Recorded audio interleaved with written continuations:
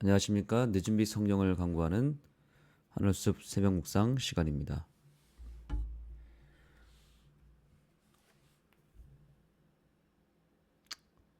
이번 주 전체 교과의 제목은 제 실빌과 그 땅에 거할 때입니다. 제목에서 말하는 그 땅이란 어떤 땅을 말하는 걸까요? 가나안 땅을 말하는 것이겠죠. 우리가 가나안이라고 하는 이 영적인 의미는 하늘나라라고 배웠습니다. 구원받은 사람들이 들어가는 곳, 구원받은 사람들이 최종적으로 가게 될 목적지죠. 하늘나라에 사는 것이 우리의 최종적인 꿈이고 또 행복의 근원이 거기에 있지 않습니까?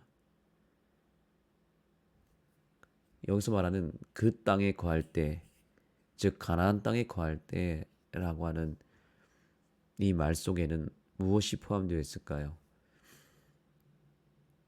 그 가나안 땅에 갔을 때에 이스라엘 백성들이 어떠한 삶을 살았는지를 암시해주고 있죠.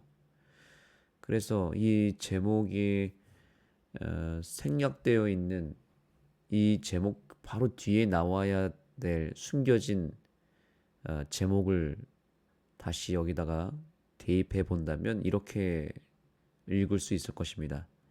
그 땅에 거할 때 어떻게 살 것인가? 그 땅에 거할 때 우리는 어떻게 살아야 할까? 이렇게 우리가 제목을 좀 더 연결해서 이해할 필요가 있을 것입니다. 가나안 땅에 거할 때 이스라엘 백성들이 어떠한 삶을 살았는지를 바라보면서 우리가 우리의 최종 목적지인 하늘나라에 갔을 때, 하늘나라에 거할 때 우리는 과연 하늘나라의 백성으로서 어떠한 삶을 살아야 할 것인가?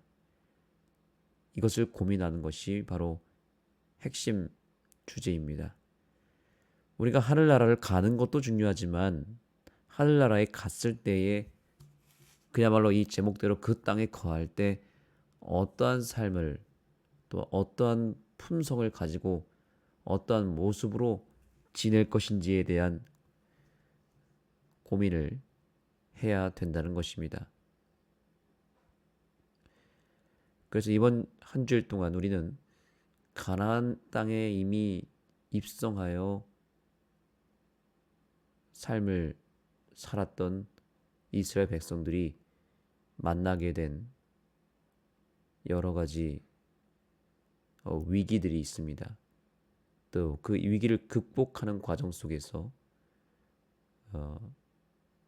진정한 행복이 어디에서 오는지를 배우게 될 것입니다. 그리고 그것이 무엇으로 연결이 되냐면 가나안 땅에서 벌어지는 그 모든 긍정적인 메시지들은 결국에는 우리가 하늘나라에서 어떻게 살 것인지에 대한 힌트를 주기도 합니다.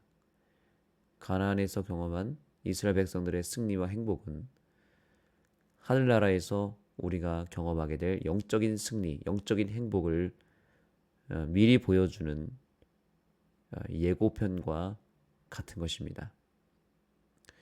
우선 결론적으로 한 가지를 말씀드린다면 하늘나라에서의 행복, 그것은 어디서 오는 것인가? 바로 하나님과의 관계 속에서 오는 것인데 그 하나님과의 관계는 어디서 오는 것인가? 그것은 우리가 하나님의 품성, 하나님의 정신, 하나님의 율법의 본질을 우리의 삶을 통해서 나타낼 때 거기서 행복이 오는 것이고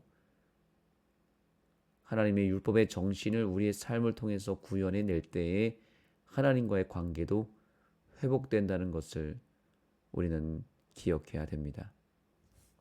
자, 그렇다면 우리는 이제 첫째 날부터 그 하늘나라에 거하는 우리들의 진정한 품성과 정신은 무엇인지를 공부하게 될 것입니다. 자, 일요일 교과입니다. 첫째 날입니다. 제목이 헌신입니다. 출애굽 이후에 가나안 땅을 정복해 가던 중에 르우벤 지파와 갓 지파 그리고 므낫세 반 지파는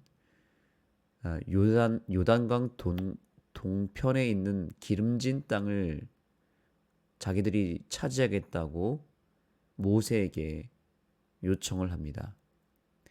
요단 동편을 차지하겠다는 의미가 무엇이냐면 우선 이스라엘 백성들이 가나안으로 들어가려면은 요단강을 건너야 됐죠.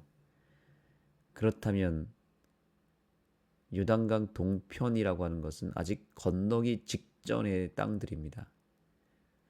요단강에 들어서면서 그들이 가나안 땅에 들어가는 것을 포기하고 요단강 동편의 좋은 땅들을 자기들이 차지하겠다는 선택을 한 것은 마치 무엇과 같냐면 자기들은 고생을 하지 않겠다는 뜻과 같은 것입니다. 왜냐하면 가나안 땅은 아직 정복되지 않았고 요단강 서편이 다 가나안 땅의 핵심인데 그 땅으로 자기들은 들어가지 않고 이 바로 옆에 있는 요단강 동편이 좋아 보이니 그 땅을 주라고 얘기를 한 것입니다. 그래서 모세를 비롯해서 많은 다른 지파들이 오해를 했습니다. 왜냐하면 가나안 땅을 같이 정복해야 되는데 본인들은 가나안 땅에 들어가지 않고 그냥 처음에 만난 이 땅을 그들이 그냥 가지겠다고 하니까 조금의 오해를 부를 수밖에 없는 그런 상황이었습니다. 그런데 모세는 이 지파들에게 요단강 동편에 있는 기름진 땅을 그들에게 기업으로 줍니다.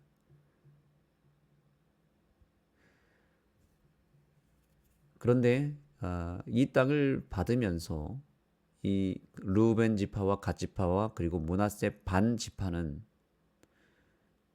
이 요단강 동편의 땅을 받으면서 한 가지 약속을 하게 됩니다. 그것은 무엇이냐면 우리가 이 땅을 차지하기는 하지만 그렇다고 해서 우리가 전쟁에서 빠지는 것은 아니다. 우리가 요단강을 같이 건널 것이고 요단강 서편에 있는 땅을 다 차지할 때까지, 즉 전쟁이 끝날 때까지 참여하여서 끝까지 도우겠다는 약속을 하게 됩니다.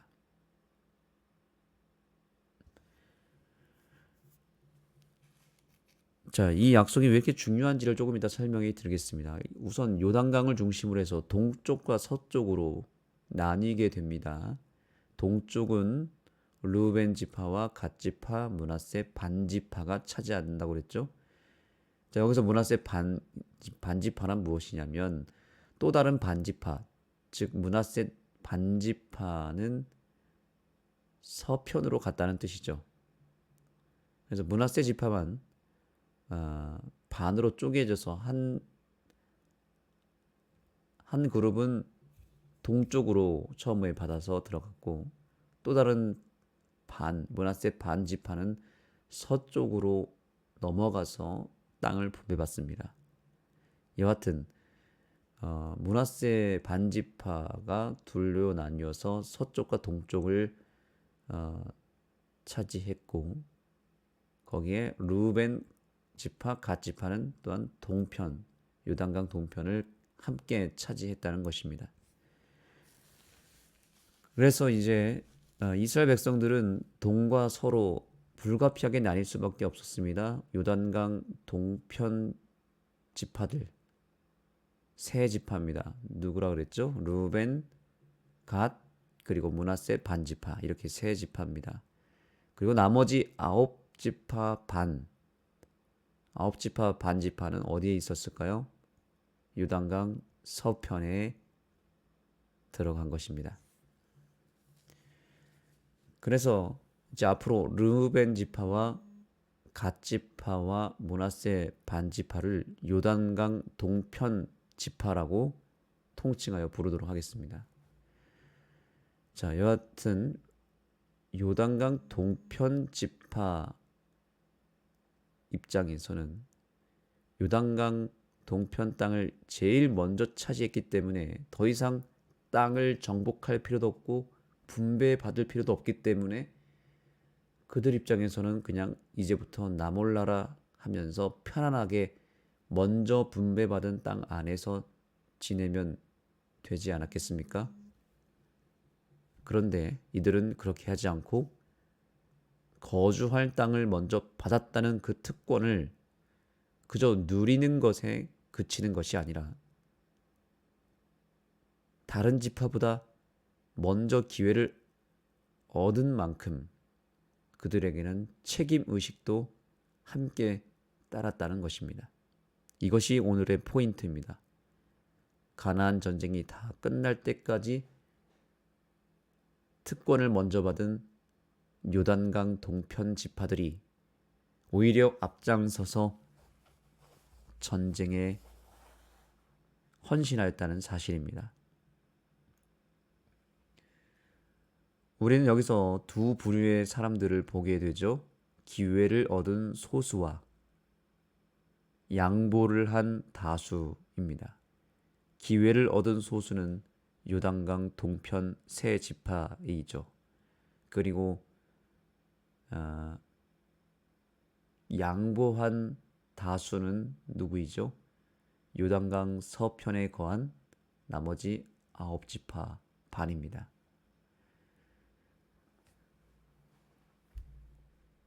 어느 사회든지 이렇게 두 부류는 늘 존재합니다. 실력이 좋든 운이 좋든지 간에 항상 보면 다른 사람들보다 더 먼저, 더 빨리, 더 많이 기회를 얻는 소수가 있습니다. 더 좋은 기회를 얻는 소수. 그리고 항상 보면 늘 양보하고 희생하고 배려하느라 다소 손해를 보는 다수가 있기 마련입니다. 여러분은 어디에 속하는 사람입니까? 늘 기회와 특권을 받는 소수인가요? 아니면 늘 양보해야 되고 배려해야 되고 다른 사람의 기회를 그저 눈으로 보면서 그 기회를 받는 그 소수를 위해서 늘 희생하고 배려하고 손해를 보는 다수에 속하는 사람들인가요? 둘 다일 수도 있을 것이고 주로 기회를 얻는 부류일 수도 있고요. 아니면 주로 양보하는 부류일 수도 있을 것입니다. 이 두 부류는 서로 관계가 별로 좋지 않을 수밖에 없는 구조에 있습니다. 앙숙이 될 수밖에 없습니다. 늘 고생하는 사람은 따로 있고 특혜를 누리는 사람은 따로 있는 것처럼 보여지기 때문에 억울할 수도 있습니다. 그래서 사이가 별로 안 좋고 서로에 대해서 기분이 별로 좋지 않습니다. 나만 고생하고 나만 희생하는 것 같다는 생각. 그리고 매번 기회와 특권은 상대방에게만 있다는 생각 때문에 화가 나기도 하고 그저 그 상대방이 미워지기 시작하는 것입니다. 가나안 땅을 분배할 때에도 바로 이 문제가 처음부터 대두된 것입니다. 요단강을 건너기만 하면 가나안 땅이 있긴 하지만 거기에는 가나안 거민들이 있기 때문에 물리쳐야 되는, 정복해야 되고 전쟁하며 고생해야 되는 가시밭길이 펼쳐져 있는데 어느 지파는 요단강 동편을 차지하면서 고생할 필요가 없는 것입니다. 그러나 어느 지파는 땅을 분배받으려면 끝까지 전쟁을 치러야 되는 위험 부담이 있습니다. 그러니 먼저 기회를 받은 소수가 미워지기 시작하고 너무 화가 나는 그런 구조 속에 있는 것이죠. 그런데 놀라운 것은 가나안 땅을 분배받을 때 이 기회를 얻은 부류와 양보를 한 부류의 관계가 서로 연합하는 관계로 나아갔다는 것입니다. 기회와 특권을 먼저 획득한 부류는 자기들만 좋게 됐다며 자랑하거나 혹은 안도하거나 하지 않고 오히려 더 무거운 책임을 지면서 앞장서서 헌신하려고 했다는 것입니다. 기회를 얻은 만큼 책임도 따른다는 것을 알았던 것이죠. 그리고 더 나아가서 기회를 얻지 못한 그 다수의 사람들의 마음을 헤아리며 그들이 전쟁에 앞장섰다는 이 아름다운 장면을 우리는 잘 마음에 새겨야 됩니다. 또 하나 새겨야 될 것은 비록 기회를 얻지 못했지만 기회를 먼저 얻은 그 소수의 사람들을 넓은 마음으로 관용하고 양보하고 인정해주는 사람들도 있었다는 것입니다. 그래서 큰 부작용 없이 이스라엘 백성들이 가나안 땅에 들어갔을 때에도 서로 하나가 될 수 있었습니다. 서로 먼저 좋은 것을 차지하기 위해서 싸운 것이 아니라 좋은 것이 보이면 먼저 차지하라고 양보했던 그런 아름다운 정신이 있었다는 것인데, 바로 이렇게 특권을 받은 부류든 양보를 한 부류든 상관없이 서로가 서로를 배려하고 인정해주고 양보하는 이 마음이, 또 이러한 정신이 바로 천국의 정신이고 천국의 분위기 아니겠습니까? 천국이란 어떤 곳입니까? 우리가 이 가나안 땅에서 벌어진 이 아름다운 장면을 힌트로 하여 천국에서, 하늘 가나안에서 우리가 어떻게 살 것인지를 생각해 본다면 바로 이것입니다. 서로를 먼저 생각하고 먼저 배려하는 곳이 바로 천국이라고 하는 것입니다. 천국은 사돈이 땅을 사면 배가 아픈 곳이 아니라 오히려 사돈이 땅을 사면 기뻐하는 곳, 속에서 시원한 행복이 밀려오는 곳이 바로 천국이어야 합니다. 남 잘 되는 것을 기뻐하는 곳이 천국입니다.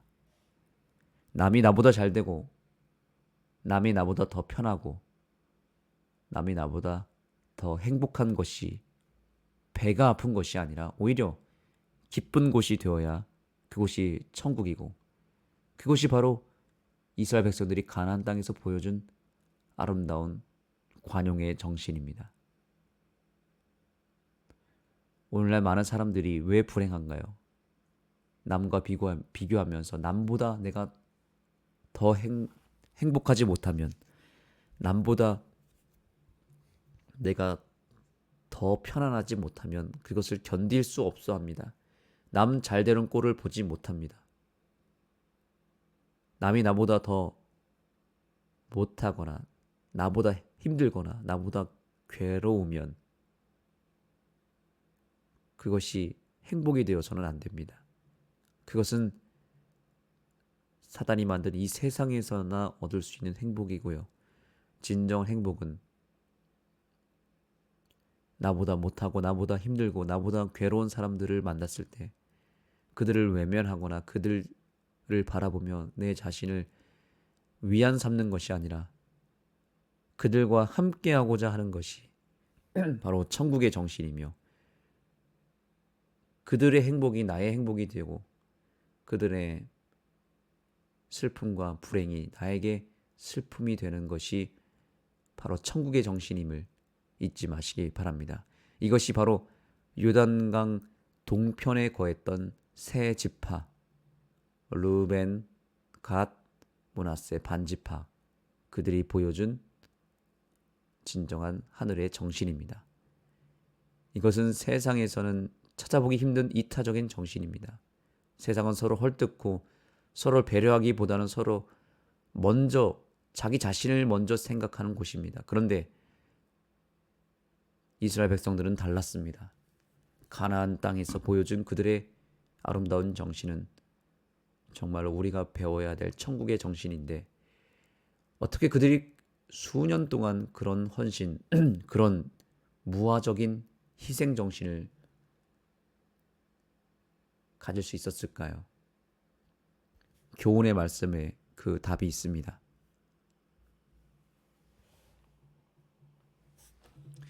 요단강에 의해 갈라진 이들이 연합하여 충성을 유지한 비결은 그들은 동료 이스라엘을 섬긴 것이 아니라 그들에게 사명을 주신 하나님을 섬겼기 때문이다. 아멘. 자, 여기 보니까 뭐라고 말하고 있어요? 그들은 봉사하고 헌신하고 하는 모든 것들이 사람들 때문이 아니었다고 말합니다. 사람들을 그저 섬기고 봉사한 것은 그들을 향한 어떤 선한 마음도 물론 있었겠지만 그것보다 더 중요한 것은 이거였다는 것이죠. 하나님을 그들이 놓치지 않았다는 것입니다. 하나님을 끝까지 섬겼기 때문에 그것이 가능했다는 것입니다. 기회를 얻은 사람들과 기회를 박탈당한 사람들 사이의 연합은 결국 서로가 서로를 먼저 생각하고 배려하고 있었기 때문인데, 그 비결은, 그 배려의 힘은 어디서 왔다고 말합니까? 놀랍게도 사람을 섬기는 것에서 온 것이 아니라 하나님을 섬기는 일에 달렸다는 것을 말하고 있습니다. 사람을 바라본 것이 아니죠. 하나님을 바라본 것입니다. 여러분, 우리가 누군가를 섬기고 무엇을 위해서 봉사하고 희생하고 헌신할 때 절대로 사람 보고 해서는 안 됩니다. 사람 때문에 해서도 안 됩니다. 그 사람이 불쌍해서 도와주는 것도 처음에는 행복할지 모르겠지만 나중에는 불행해질 수 있습니다. 사람을 보고 하는 것은 무엇이든지 부작용이 따릅니다. 절대로 완벽할 수 없습니다. 그러나 무엇을 하든지 하나님을 바라보며 하는 것은 부작용이 없습니다. 하나님을 바라보고 하나님과 연결되어서 내가 삶을 살아갈 때 모든 것이 힘을 얻고 동력을 얻어서 부작용 없이 모든 일을 행복하게 할 수 있습니다. 이것이 하나님을 믿는 비결이기도 합니다. 예수님의 제자들이 예수님과 함께 있을 때는 서로 배려하고 서로 사랑했습니다. 그런데 예수님이 잠깐 자리를 비웠을 때는 어땠습니까?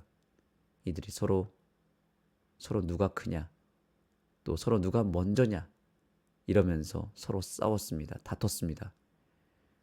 그들은 예수님을 놓칠 때마다 연합이 깨어졌고 배려는 사라졌으며 질투와 시기가 생겼습니다. 다 하나같이 그때 예수님이 안 계셨습니다. 그러나 놀랍게도 예수님이 함께할 때 그들의 모든 관계적 문제들이 해결되었습니다. 오늘날 우리의 연합을 깨뜨리고 서로 배려하지 않고 서로 상처를 남기고 용서가 아닌 미움으로 사람들을 대하는 이유, 왜 관계가 깨어지고 왜 인간 관계 속에서 서로 경쟁하거나 서로 다투는 일들이 벌어지는 이유가 무엇일까요? 그 이유는 간단합니다. 예수님이 그 자리를 비웠기 때문입니다. 더 정확하게는 우리가 순간 예수님을 놓쳤기 때문입니다. 예수님이 계시지 않으면 대번에 관계가 깨어집니다. 사람과의 사람 사이가 갈등이 생기는 이유, 바로 예수님과의 관계 속에서 우리가 예수님을 놓칠 때마다 생기는 문제입니다. 그러나 우리가 예수님을 다시 바라보고 예수님을 다시 섬기면, 예수님을 붙잡으면 다시 사랑이 쉬워지고 배려는 당연한 일이 되고 남을 섬기고 남을 위해서 헌신하고 봉사하는 것은 나의 진정한 행복이 되는 것입니다. 천국에서 우리가 어떻게 살아야 될 것인가? 헌신하고 봉사하는 것을 생각한 것 이전에 내가 하나님과